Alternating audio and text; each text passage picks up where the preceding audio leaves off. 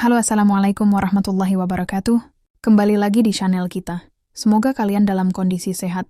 Hari ini kita akan menceritakan kisah inspiratif. Dan jangan lupa untuk subscribe.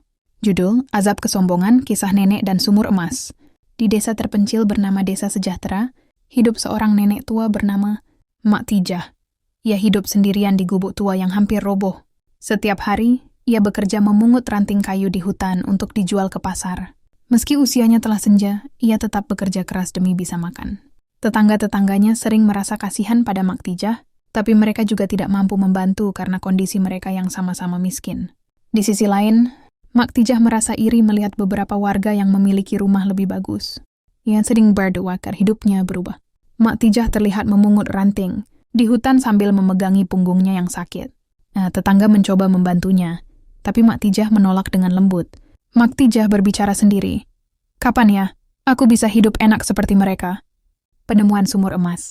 Suatu hari saat mencari air di belakang rumahnya, Mak Tijah menemukan sebuah sumur tua yang tertutup semak belukar. Ia mencoba menimba air, tetapi yang ia temukan bukan hanya air, melainkan serpihan emas. Awalnya Mak Tijah tidak percaya. Ia mencuci serpihan itu dan mendapati bahwa itu benar-benar emas murni.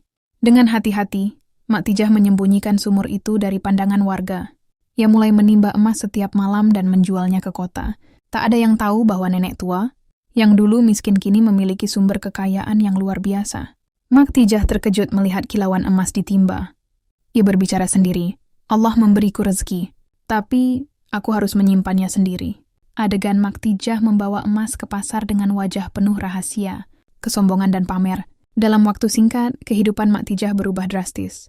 Ia membangun rumah besar yang mencolok, membeli perhiasan mewah, dan mulai membeli barang-barang mahal. Para tetangga terheran-heran dengan perubahan itu, tetapi Mak Tijah tidak peduli. Ia bahkan mulai memandang rendah mereka. Setiap hari, ia sengaja memamerkan kekayaannya. Ia mengundang orang-orang ke rumah barunya untuk menunjukkan perabotan mahalnya. Namun di balik semua itu, Mak Tijah mulai lupa berdoa dan jarang bersyukur. Mak Tijah berbicara dengan sombong kepada tetangga. Lihat rumahku sekarang, jauh lebih bagus dari rumah kalian. Tetangga saling berbisik, merasa bingung dan tersinggung.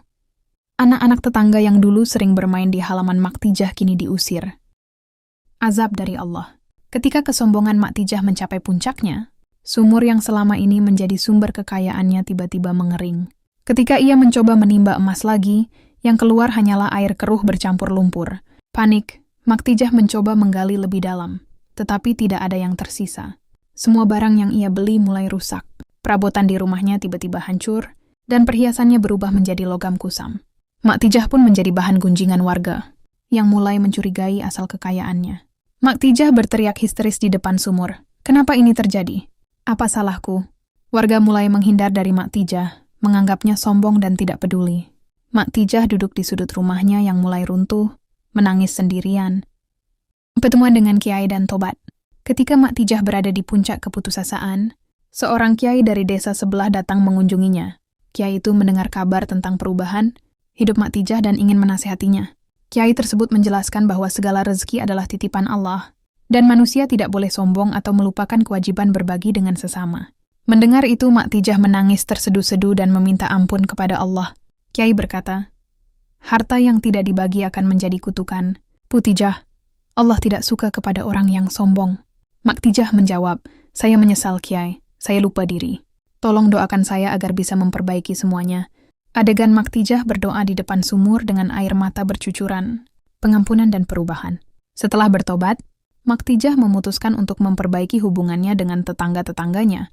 Dia menjual sisa harta yang masih ada, dan membagikannya kepada warga yang membutuhkan. Warga pun mulai menerima Mak Tijah kembali dengan tangan terbuka. Kini meskipun hidupnya kembali sederhana, Mak Tijah merasa lebih bahagia karena telah mendapatkan kedamaian hati. Ia pun menjadi lebih rajin beribadah dan dikenal sebagai orang yang dermawan. Adegan Mak Tijah membagikan makanan kepada warga di sebuah acara syukuran sederhana. Tetangga berkata, Mak Tijah sekarang lebih baik dari sebelumnya. Allah memang Maha Pengampun.